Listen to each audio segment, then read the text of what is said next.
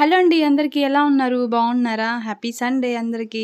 ఈరోజైతే chicken curry ఈజీగా కుక్కర్‌లో ఎలా చేయాలో చూపిస్తాను. ఇది టిఫిన్‌లో కూడా అలాగే మార్నింగ్ ఇది ఇలా ప్రాసెస్‌లో చేసుకుంటే చాలు. మార్నింగ్ మనం దోస, ఇడ్లీ ఏదైనా చేసుకుంటాం గదా! సో, టిఫిన్‌లోకి అలాగే రైస్‌లోకి ఆఫ్టర్‌నూన్ రైస్‌లోకి రెండిట్లోకి సెట్ అయిపోతదనమాట. ఇంక మళ్ళీ వేరే కర్రీ చేయకుండా. అయితే దీనికోసం చూద్దాము ప్రాసెస్. ఫస్ట్ కుక్కర్ పెట్టేసుకొని కొంచెం ఆయిల్ యాడ్ చేసుకున్నాను. అయితే ఆయిల్ యాడ్ చేసిన తర్వాత కొంచెం చెక్క, కొంచెం మొగ్గ ఏసేసుకొని తర్వాత కొంచెం ఆవాలు వేసుకున్నాను. అయితే అవి కొంచెం చిటపటానిచ్చిన తర్వాత ఒక పెద్ద సైజ్ ఆనియన్ కట్ చేసి వేసేసాను. ఆనియన్ ఏసేసిన తర్వాత కొంచెం వేగిన తర్వాత కరివేపాకు, అలాగే కొంచెం అల్లం వెల్లుల్లి పేస్టు, అలాగే ఎండు కొబ్బరి ఈ అల్లం వెల్లుల్లి పేస్ట్‌లో ఎండు కొబ్బరి కూడా యాడ్ చేశాను. కొంచెం థిక్‌గా అయితదనమాట. అయితే ఈ అల్లం వెల్లుల్లి పేస్టు, ఇవన్నీ టొమాటో అలాగే సాల్ట్ కూడా సరిపడినంత సాల్ట్ ఇక్కడే వేసేస్తున్నాను. అవన్నీ వేసేసుకొని బాగా అంతా మిక్స్ చేసేసుకోవాలనమాట. అవన్నీ బాగా మిక్స్ చేసి కొంచెం లైట్ సిమ్‌లో పెట్టేసేసి కొంచెం ఒక 5 మినిట్స్ వరకు వదిలేస్తే అలా మధ్య మధ్యలో కదుపుకుంటూ ఉండండి. అయితే బాగా ఇది మనం టొమాటో అంతా కొంచెం బాగా స్మాష్ అవుతుంది కదా! స్మూత్‌గా అయిపోతుంది. అయితే ఇప్పుడు కొంచెం పసుపు వేసాను. పసుపు కూడా యాడ్ చేసుకోండి. ఈ పసుపు కొంచెం వేగిన తర్వాత పసుపు అందులో వేసిన తర్వాత ఈ గరం మసాలా కూడా ఇప్పుడు వేస్తున్నాను. అయితే ఇప్పుడు ఈ గరం మసాలా వేసిన తర్వాత చికెన్ వేస్తాం కదా! ఈ చికెన్‌కి మసాలా అంతా బాగా పట్టుకుంటుందనమాట. అందుకోసం గరం మసాలా ఇప్పుడు వేశాను. అయితే చూడండి, ఈ చికెన్‌లో అలాంటి లెగ్ పీస్ అంటే నాకు చాలా ఇష్టం అనమాట.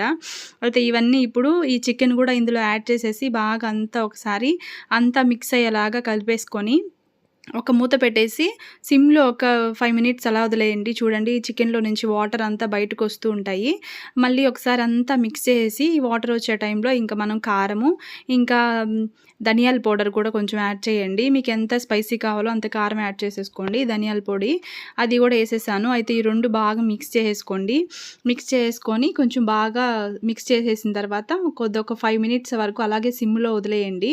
బాగా ఈ కారం అంతా పచ్చివాసన అంతా పోతుంది. అయితే ఈ చికెన్ కర్రీ వచ్చి బ్యాచిలర్స్ కూడా చాలా ఈజీగా చేసేసుకోవచ్చు. కుక్కర్‌లో అయితే ఇది చాలా ఈజీగా, చాలా ఫాస్ట్‌గా కూడా అయిపోతుంది. అలాగే గ్రేవీ కూడా కొంచెం బాగా థిక్‌గా వస్తుందండి కుక్కర్‌లో చేయడం వల్ల. 2 విజిల్స్‌కే మనకి బాగా ఉడికిపోతుంది చికెన్ కూడా. టేస్ట్ కూడా చాలా బావుంటుంది. ఇప్పుడు ఈ ఆయిల్ అంతా పైకొస్తుంది గదా! ఇప్పుడు మీరు మరీ అంత ఎక్కువ గ్రేవీ వద్దు అనుకుంటే అసలు వాటర్ యాడ్ చేసుకోకుండా సిమ్‌లో పెట్టేసి, అంటే జస్ట్ లైట్ మీడియం ఫ్లేమ్‌లో పెట్టేసి కుక్కర్ పెట్టేసుకోవచ్చు. నాకు కొంచెం గ్రేవీ కావాలని కొంచెం వాటర్ యాడ్ చేసుకున్నాను. కొత్తిమీర కూడా వేసేసి కుక్కర్ మూత పెట్టేసి 2 విజిల్స్ సరిపోతాయండి. 2 విజిల్స్ తర్వాత తీసేస్తే మూత స్టవ్ ఆఫ్ చేసేసుకోవాలనమాట. తర్వాత ఈ కన్సిస్టెంటీ అయితే ఉంటుంది కర్రీ. నేను వాటర్ యాడ్ చేసుకున్నాను. అందుకు నాకొస్తుంది అంత కర్రీ. అయితే వచ్చి మీరు మరీ అంత వాటర్ వద్దు అనుకుంటే అస్సలు వాటర్ యాడ్ చేసుకోవద్దు. మీడియం ఫ్లేమ్‌లో పెట్టుకొని 2 విజిల్స్ పెడితే సరిపోతుంది. నేనైతే టేస్ట్ చేస్తున్నాను. ఇది దోసలోకి కానీ, రైస్‌లోకి కానీ నాకైతే టిఫిన్‌లోకి కూడా మేము కర్రీ వాడుకున్నాము. అందుకు అంత గ్రేవీ చేసుకున్నాము.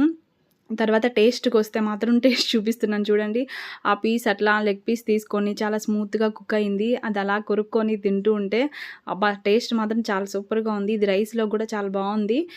వీడియో నచ్చితే లైక్ చేయండి. అలాగే see you on my next video. Until then keep smiling. Bye by.